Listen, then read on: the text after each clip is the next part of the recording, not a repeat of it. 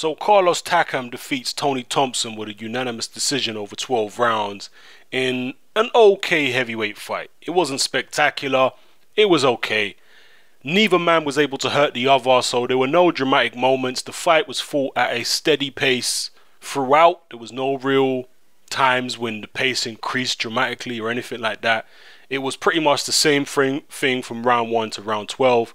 Carlos Takam pressing forward, pushing Tony Thompson around the ring, landing body shots and just basically outworking him. Similar to what he did against Mike Perez, but he didn't get the victory that he deserved against Mike Perez. But this time out against Tony Thompson, he got the victory that he deserved. The fight was in France, where Carlos Takam is based, so there was never any chance of a robbery there. Tony Thompson, for his part, he did okay.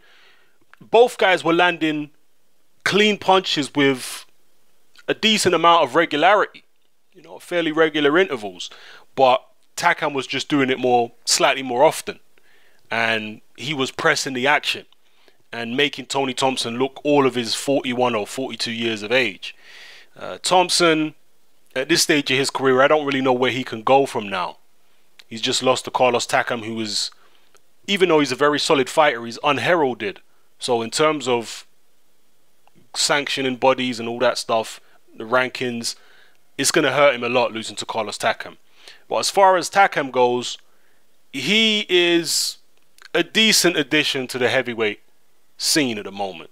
He's not a spectacular fighter.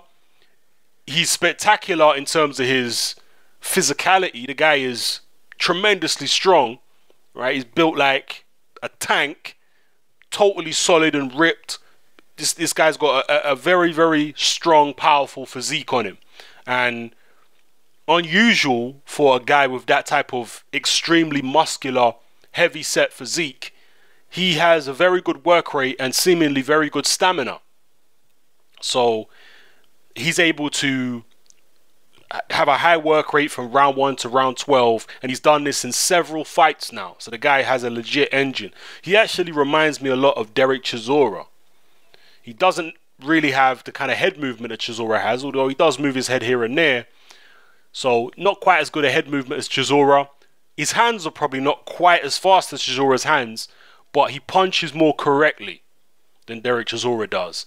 And I don't know, overall he just looks a bit more compact and correct. His technique looks more correct overall, not just the punching, but overall his technique looks a bit more correct, and he's a bit neater in his boxing than Dereck Chisora. But other than that, very similar fighter in the sense that he's not a massive puncher, but he has enough power to get your respect.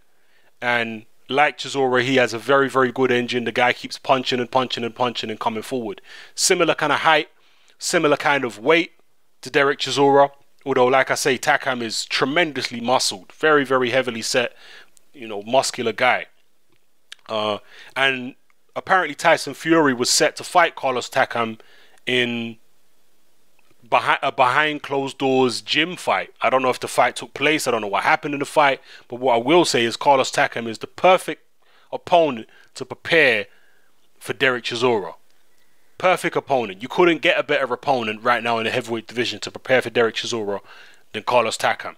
And as far as Takam's career going forward, he's one of them kind of guys who, if you're not the real deal, he'll probably expose you.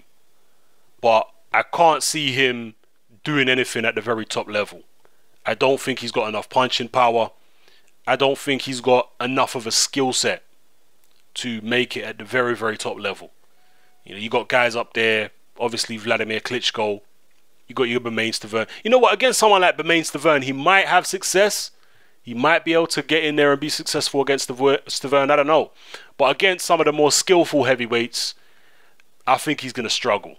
I really think he's going to struggle. But again, for the young prospects coming up, going in there with Carlos Takam, they might just get exposed. Okay, because the guy is relentless. If your fitness is not up to par, this guy is definitely going to, you know, expose that. He's going to show that. So, yeah, that's my thoughts on Carlos Takam versus Tony Thompson. Let me know what you thought of the fight if you saw it. I watched it on YouTube. I didn't watch it live.